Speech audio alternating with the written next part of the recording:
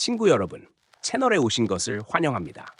으스스한 이야기들이 잠들기 전 또는 일할 때 편안하게 쉴 수 있도록 도와주는 밤의 속삭임 채널입니다. 시작하기 전에 이 영상을 몇 시에 시청하고 계신지 알려주세요. 어디에 계시고 혼자 계신가요? 댓글을 남겨주세요. 생각보다 외롭지 않을지도 모르니까요. 채널에 좋아요와 구독을 눌러주시면 저희가 계속해서 미스터리한 이야기들을 들려드릴 수 있도록 응원해 드리겠습니다. 처음 이상함을 느낀 것은 그날 아침 세수를 하던 순간이었다. 세면대 위에 걸린 낡은 거울은 언제나처럼 차가운 빛을 반사하고 있었다. 김이 서린 표면에 손바닥으로 원을 그리듯 문지르자 익숙한 내 얼굴이 서서히 드러났다. 캥한 눈, 밤새 뒤척인 흔적이 남은 눈두덩, 말라붙은 입술. 늘 보아오던 얼굴이었다. 그러나 단 하나, 분명히 달랐다. 나는 분명히 미소를 지었다. 아주 짧게, 무의식적으로. 하지만 거울 속의 나는 미소 짓지 않았다. 입꼬리는 움직이지 않았고 눈가에 잔주름도 생기지 않았다. 마치 거울 속 인물이 내 얼굴을 그대로 복사한 가면을 쓰고 그 뒤에서 가만히 나를 응시하고 있는 것처럼 보였다. 손을 멈춘 채 한참을 서 있었다. 욕실 안에는 물방울이 떨어지는 소리만이 규칙적으로 울렸다. 거울 속의 나는 고개를 미세하게 기울이고 있었다. 내가 하지 않은 움직임이었다. 심장이 한 박자 늦게 뛰기 시작했다. 나는 급히 얼굴을 찡그렸다. 이번에는 확실히 눈썹을 찌푸리고 이를 드러내 보였다. 그러자 거울 속의 나는 아무 표정도 짓지 않았다. 그 순간 거울 표면이 아주 희미하게 파문처럼 일그러졌다. 마치 깊은 물 속에서 얼굴을 들여다보는 듯한 느낌이었다. 손을 뻗어 거울을 만지려는 순간 차가운 현실이 나를 끌어당겼다. 문득 할머니의 말이 떠올랐다. 거울은 밤이랑 새벽 사이엔 절대 오래 보지 마라. 특히 네 얼굴이 웃지 않을 때는 더더욱. 그 말을 들었을 때 나는 웃어넘겼다. 오래된 미신, 시골 노인들이 하는 흔한 이야기라고 생각했다. 하지만 지금 욕실의 희미한 형광등 아래에서 그 말은 등골을 타고 내려오는 냉기처럼 되살아났다. 나는 서둘러 고개를 돌렸다. 거울에서 시선을 떼는 순간 등 뒤에서 아주 작은 소리가 들렸다. 툭! 마치 손톱으로 유리를 가볍게 두드린 소리였다. 이 집은 원래 외삼촌의 것이었다. 강원도 깊은 산골, 지도에서도 쉽게 찾기 힘든 작은 마을. 대학을 졸업하고 취업 준비를 하던 중 나는 이곳으로 내려왔다. 서울의 원룸 월세를 감당할 여유도 사람들 속에서 숨 쉬며 살아갈 기력도 없었기 때문이다. 외삼촌은 10여 년 전 이 집에서 혼자 살다 돌연 사망했다. 사인은 심장마비로 기록되어 있었지만 마을 사람들은 낮은 목소리로 다른 이야기를 했다. 밤마다 거울 앞에서 혼잣말을 했다더라. 죽기 전엔 웃지를 않았대. 무당을 불렀는데도 소용이 없었다더라. 그 이야기들은 언제나 술 기운에 섞여 흘러나왔고 누구도 정확히 말해주지 않았다. 나는 그런 소문들을 애써 무시한 채 집을 정리하고 살림을 꾸렸다. 낡았지만 구조는 단단했고 무엇보다 조용했다.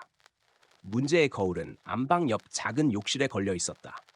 프레임은 오래된 흑단 나무로 되어 있었고 표면에는 눈에 띄지 않을 정도의 미세한 금이 여기저기 퍼져 있었다.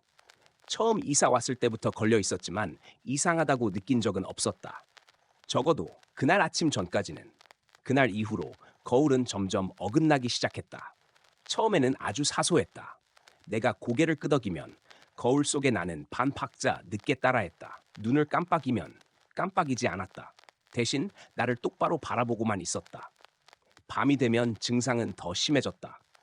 불을 끄고 침대에 누우면 욕실 쪽에서 미세한 빛이 새어나오는 것처럼 느껴졌다.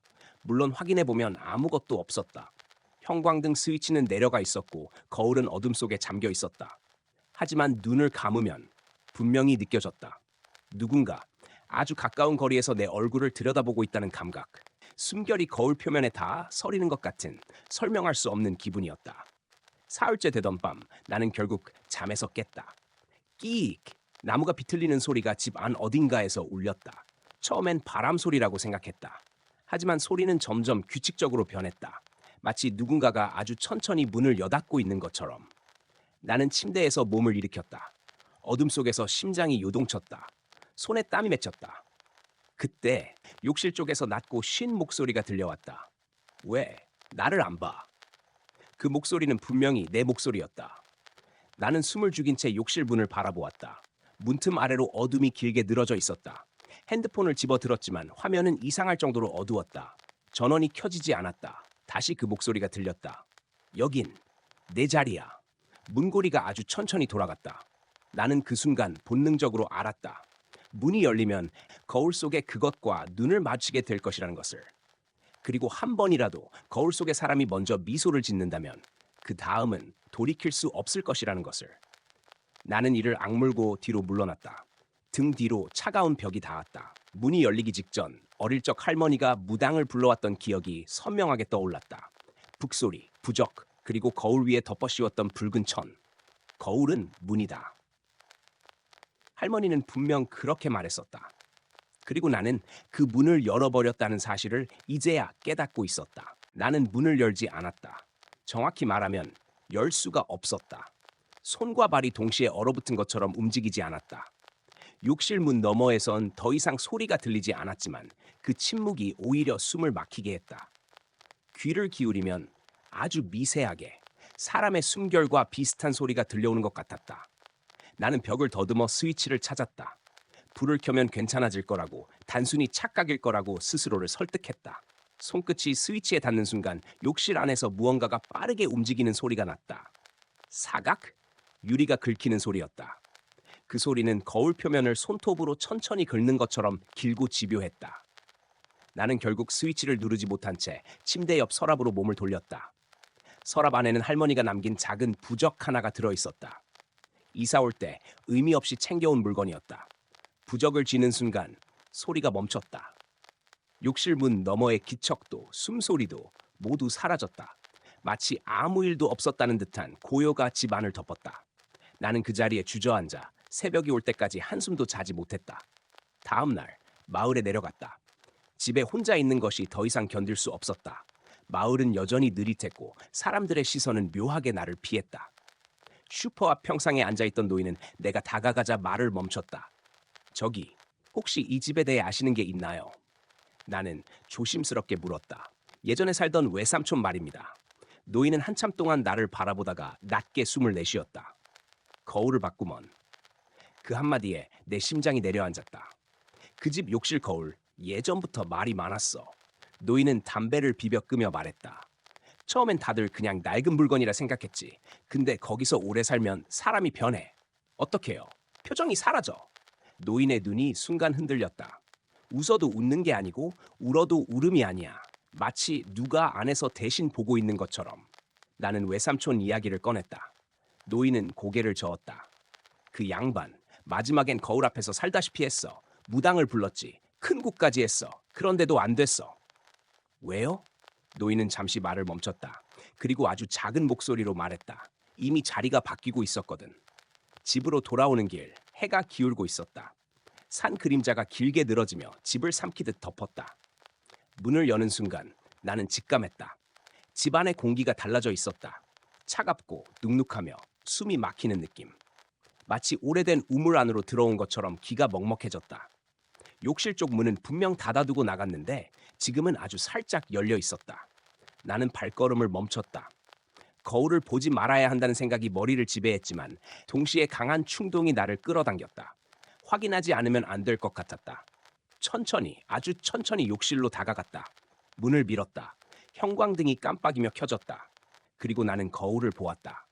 거울 속에 나는 이미 나보다 먼저 서 있었다. 같은 얼굴, 같은 옷, 같은 상처. 그러나 눈빛은 전혀 달랐다. 그 눈은 내가 알던 내 것이 아니었다. 깊고 낯설고 오래된 무언가가 깃들어 있었다. 그리고 그 얼굴은 미소를 짓지 않고 있었다. 왜 이렇게 늦었어? 거울 속에 내가 말했다. 여기 너무 오래 혼자 있었어. 나는 입을 열려 했지만 소리가 나오지 않았다. 거울 속에 나는 천천히 손을 들었다. 유리 표면에 손바닥을 대는 순간 거울이 물처럼 흔들렸다. 그때 할머니의 목소리가 귀에 울렸다. 거울에 먼저 손대지 마라. 손을 대는 순간 길이 열린다. 나는 뒤로 물러나려 했지만 발이 움직이지 않았다. 거울 속에 나는 고개를 기울이며 나를 바라보았다. 내가 비운 자리야. 그것이 속삭였다. 이제 내가 나가도 되지? 거울 표면이 점점 얇아지듯 투명해졌다. 그 너머로 욕실이 아닌 또 다른 공간이 보였다. 어둡고 수많은 얼굴이 겹쳐진 곳. 미소 없는 얼굴들이 끝없이 나를 바라보고 있었다. 그 순간 나는 깨달았다. 이 거울은 단순한 물건이 아니었다. 이곳은 오래전부터 사람을 대신할 얼굴을 기다려온 장소였다는 것을. 그리고 지금 그 선택이 나에게로 다가오고 있었다. 나는 눈을 감았다. 본능적으로 지금 이 순간 눈을 마주치면 안 된다는 것을 알았다. 거울 속의 존재는 시선을 통해 무언가를 건너보내고 있었다. 차가운 기운이 눈꺼풀 안쪽을 파고들며 머릿속을 긁는 느낌이 들었다. 봐야 해. 그것이 말했다. 내 얼굴이니까. 나는 이를 악물고 고개를 저었다. 손에 쥐고 있던 부적이 미세하게 떨리고 있었다. 종이에 적힌 글씨가 땀에 젖어 번지듯 흐려졌다. 그 순간 욕실 바닥에서 낮은 소리가 울렸다. 둔, 둔, 북소리였다. 분명 집 안에는 아무것도 없었다. 그러나 그 소리는 점점 또렷해지며 오래전 기억을 끌어올렸다. 어린 시절 할머니가 무당을 불렀던 밤, 마당에 깔린 돗자리, 피워 올린 향 냄새, 붉은 실로 감싼 거울. 나는 눈을 떴다. 거울 속에 나는 여전히 서 있었지만 그 뒤로 다른 형체가 보이기 시작했다. 희미한 그림자들, 얼굴이 없는 사람들, 혹은 얼굴이 너무 많은 사람들. 그들은 모두 거울 속 공간에 갇힌 채 입을 벌리고 있었다. 그러나 소리는 나오지 않았다. 여기 온 사람들은 다 이유가 있었어. 거울 속에 내가 말했다. 도망치고 싶었고, 사라지고 싶었고, 자기 얼굴이 싫었던 사람들이지. 나는 비틀거리며 세면대를 붙잡았다. 손끝이 차가운 도자기에 닿자 정신이 조금 돌아왔다. 외삼촌도? 겨우 그 말을 뱉어냈다. 거울 속에 나는 고개를 끄덕였다. 그 사람은 오래 버텼어. 하지만 결국 웃지 않게 됐지. 웃지 않는 얼굴은 비어 있거든. 그 말과 함께 거울 속 공간이 크게 일렁였다. 수십 개의 손이 유리 안쪽에서 튀어나오려는 듯 흔들렸다. 손바닥에는 모두 같은 금이 가 있었다. 이 거울의 금과 똑같은 모양의 균열.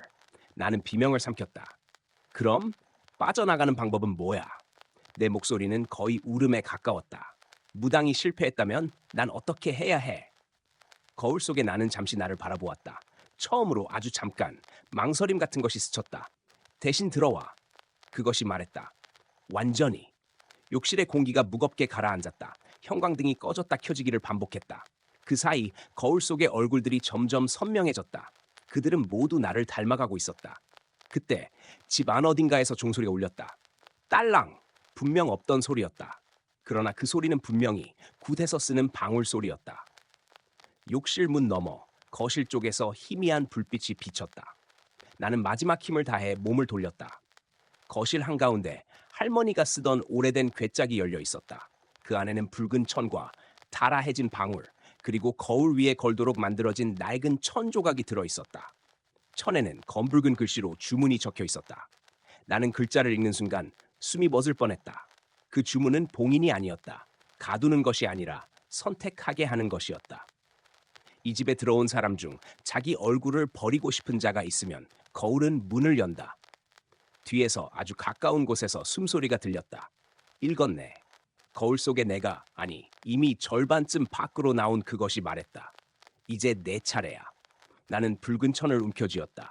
손이 떨렸지만 이상하게도 마음 한구석은 차분해지고 있었다. 나는 이해했다. 이 의식은 싸움이 아니었다. 선택이었다. 내가 나를 포기할 것인가?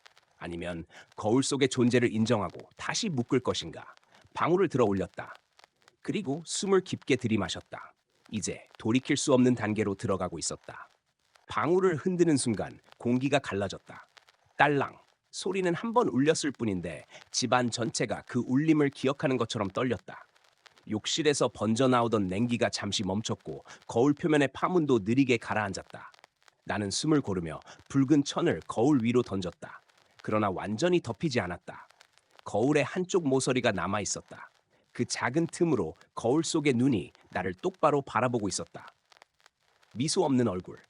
그 눈동자 안에서 오래된 분노와 집착이 뒤섞여 끈적하게 흐르고 있었다. 끝까지 못 덮네. 그것이 낮게 웃었다. 역시 아직 미련이 있어. 나는 방울을 다시 흔들었다. 이번엔 할머니가 굿을 하던 장면을 떠올리며 기억 속의 리듬을 따라했다. 느리고 끊어지지 않게. 방울 소리에 맞춰 입술이 저절로 움직였다. 어릴 적엔 의미를 몰랐던 말들. 그때는 단지 소리로만 들렸던 주문.